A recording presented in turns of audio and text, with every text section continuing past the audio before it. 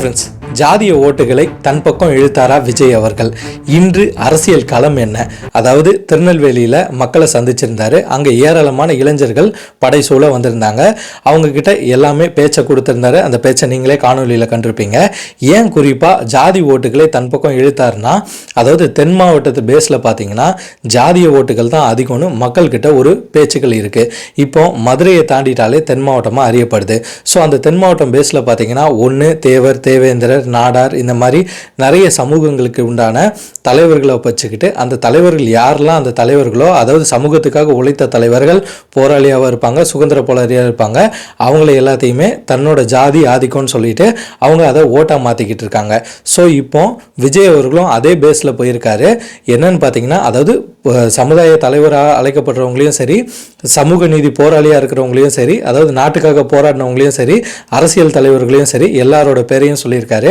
So அப்படி சொன்ன வரிசையில் பார்த்தீங்கன்னா பசும்பொன் முத்துராமலிங்க ஐயா இருக்கட்டும், அடுத்தது வீரன் சுந்தரலிங்கனார் இருக்கட்டும், கட்டபொம்மன் ஐயா இருக்கட்டும், இந்த மாதிரி காமராஜர் ஐயா எல்லாருமே ஒரு பெரிய போராளிகளை சொல்லியிருக்காரு. ஸோ இதை சொல்கிறதுனால இளைஞர்கள் இன்னும் வெகுத்து எழுந்து அவங்க எல்லாமே அந்த ஓட்டுகளாக மாறப்படுவாங்க. அது மட்டும் இல்லாமல் விஜய் அவர்களை ஜாதிய ரீதியாக பார்க்காம விஜய் அவர்கள் வராரு, ஒரு ஆக்டராக படத்திலே நம்மளுக்கு பிடிச்சிருச்சு, ஸோ அவர் அரசியலுக்கு வந்தால் நல்லது தான் செய்வாருன்னு அந்த இத்தனை ஆண்டுகளாக அந்த இளைஞர்கள்லாம் பின்னோக்கி ஜாதிய கதைகள்லாம் கேட்டு அதுக்கே தகுந்த மாதிரி வாக்களித்துட்டு இருந்தவங்க இன்னைக்கு விஜய்க்கு வாக்களிக்கிறதுக்கு ஒரு வாய்ப்பாக இருக்கிறதுனால தான் தென் மாவட்டங்கள் ஜாதிய ஓட்டுகளை தன் பக்கம் இழுத்தாரா விஜய் அவர்கள்னு நம்ம பார்க்க போகிறோம். அது மட்டும் இல்லைங்க, முக்கியமான ஒரு மாற்றங்களும் நடக்குது. அதாவது என்ன மாற்றங்கள்னு பார்த்தீங்கன்னா, விஜய் அவர்கள் எல்லா இடத்துலையும் வேட்பாளரை நிப்பாட்டிட்டாரு. ஆனால் அந்த வேட்பாளர் எல்லாம் பார்த்தீங்கன்னா புதுமுகங்களாக இருக்காங்க. இப்போ திமுக, அதிமுக இவங்கெல்லாம் பார்த்தீங்கன்னா பழைய முகங்கள் வேட்பாளராக இருப்பாங்க. அவங்களுக்கு அந்த ஏரியாவில் எல்லாருமே தெரிஞ்சவங்களாக இருப்பாங்க. ஸோ அதனால் அவங்களுக்கு வாக்கு ஈஸியாக கிடச்சிடும். ஆனால் விஜய் அவர்கள் நிப்பாட்டுற வேட்பாளர்கள்லாம் புதுமுகங்களாக இருக்கிறதுனால விஜய் அவர்கள் முன்னாடியே ஒரு மாநாட்டில் இதை பற்றி பேசியிருந்தார்.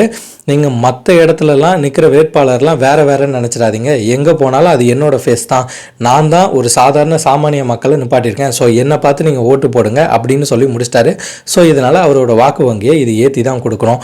அது மட்டும் இல்லை, பார்த்தீங்கன்னா இப்போ தான் சாத்தான்குளம் தீர்ப்பு வந்துச்சு. இந்த சாத்தான்குளம் தீர்ப்பு பார்த்தீங்கன்னா அவங்களுக்கு ஃபேவராகவே, அதாவது பார்த்தீங்கன்னா நீதி வென்றதுன்னு தான் சொல்லப்பட்டணும். ஏன்னா அந்த அளவுக்கு ஒரு அருமையான தீர்ப்பை நீதிபதி அவர்கள் கொடுத்துருந்தாங்க. இப்போ ரீசெண்டாக பார்த்தீங்கன்னா நேற்றுக்கு, அதாவது தென்காசி மாவட்டம் பக்கத்தில் ஒருத்தர் மணிகண்டன்றவர் கல் இறக்குனதாகவும், அதாவது எஸ்ஐக்கு ராஜான்ற ஒரு எஸ்ஐ, அதாவது காவல்துறையினர் பார்த்தீங்கன்னா அந்த இடத்துல அவரை விசாரிக்க சென்றதாகவும், அவங்களுக்குள்ள ஒரு கைகலப்பு ஏற்பட்டு அவர் துப்பாக்கியால் அந்த மணிகண்டன் அவர்களை 2 கால்களையும் சுட்டுட்டாருன்னு ஒரு விஷயம் நடந்துட்டு இருக்கு. ஸோ இது எந்த அளவுக்கு உண்மை, கேஸில் அது நீதிமன்றம் பார்த்துக்கிடும்.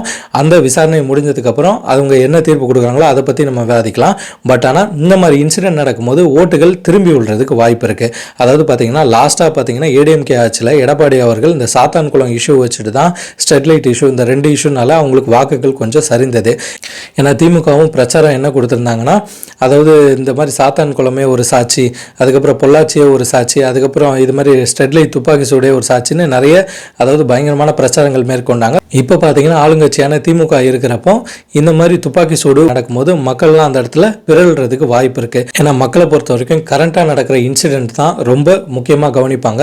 ஸோ அதுவும் எலெக்ஷன் டைம் வேறு. இதுக்கு எந்த கட்சி தலைவர்களையும் நம்ம குறை சொல்ல முடியாது. ஏன்னு கேட்டிங்கன்னா, என்னதான் போலீஸ் மந்திரி சிஎம்மாக இருந்தாலும், பட் ஆனால் அங்கே இருக்கிற போலீஸ், அந்த காவல்துறையினர் செய்கிற தவறுக்கு நம்ம அரசியல்வாதிகளை குறை சொல்ல முடியாது. ஸோ என்னதான் இருந்தாலும் மனிதநேயத்தோட ஒருத்தருக்கு ஒருத்தர் மாண்போட அந்த கோவத்தை குறைச்சிக்கிறது தான் நம்மளோட கருத்தாகவே இருக்குங்க. ஏன்னா கோவப்பட்டதுனால தான் இழந்தது அதிகமாகவே இருக்குது. ஆனால் சாதிச்சவங்க எல்லாருமே பார்த்தீங்கன்னா தன்னோட கோவத்தை கட்டுப்படுத்தி வச்சவங்களால தான் இன்றைக்கி பெரிய அளவில் சாதிச்சிருக்காங்க. ஸோ நீங்கள் என்றைக்காக இருந்தாலும் ஒருத்தர்கிட்ட, அதாவது தலைகுனிந்து தான் போக வேண்டி வரும். எந்த இடத்துலையுமே நீங்கள் போல்ட்னஸாக போயிட முடியாது. காரணம் பார்த்தீங்கன்னா, நீங்கள் வேலை செய்கிற இடத்துல உங்களோட முதலாளி வந்தால் அந்த இடத்துல அவர் சொல்கிறத கேட்டு தான் ஆகணும். இல்லை நீங்களே ஒரு பிஸ்னஸ் ஆரம்பிச்சிங்கன்னா கூட உங்களுக்கு, அதாவது அந்த பிஸ்னஸை கொடுக்குறவர்கிட்ட நீங்கள் அவர் சொல்கிறத கேட்டு தான் ஆகணும். ஸோ நம்ம எல்லாருமே ஒவ்வொரு பெரியவங்களுக்கும் மரியாதை கொடுத்து நம்ம நடந்து தான் ஆகணும். அதுக்காக ரொம்ப மண்டிட்டு இருந்தோமான்னு கேட்டால் அப்படி சொல்ல வரலைங்க. அதாவது நம்ம முடிஞ்ச அளவுக்கு மரியாதையாக போயிட்டு கோவத்தை விகிதத்தை குறைச்சிக்கிட்டு இருந்தாலே பாதி பிரச்சனைகள் தீர்ந்துவிடும். இப்போ தென் மாவட்டம் பொறுத்த வரைக்கும் விஜய் அவர்களுக்கு நல்லாவே ஒரு சப்போர்ட் இருக்குது, இளைஞர்கள் சப்போர்ட் இருக்குன்னு நேற்று நடந்த விஷயங்களை வச்சே நம்ம பார்த்துட்டோம். ஸோ இப்போ ஜாதி ஓட்டுகளையும் தன் பக்கம் இழுத்துட்டாரு.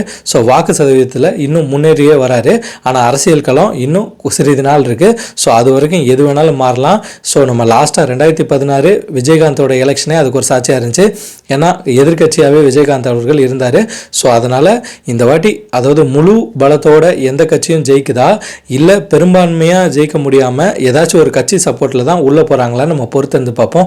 ஓகே நண்பர்களே, இதே போன்ற சமூக சார்ந்த செய்திகளை அறிகிறதுக்கு நம்ம சேனலை ஷேர் பண்ணுங்கள், சப்ஸ்கிரைப் பண்ணுங்கள், லைக் பண்ணுங்கள். நீங்கள் பண்ணுற ஒவ்வொரு ஷேர், சப்ஸ்கிரிப்ஷன், லைக்கில் மட்டும்தான் எனக்கு அடுத்தடுத்த வீடியோ போஸ்ட் பண்ணுறதுக்கு உந்துதலாக இருக்கின்றது. என்றைக்குமே மறந்துடாதீங்க. நான் உங்கள் மீதும் அடுத்த காணொளியில் சந்திப்போம். பாய்.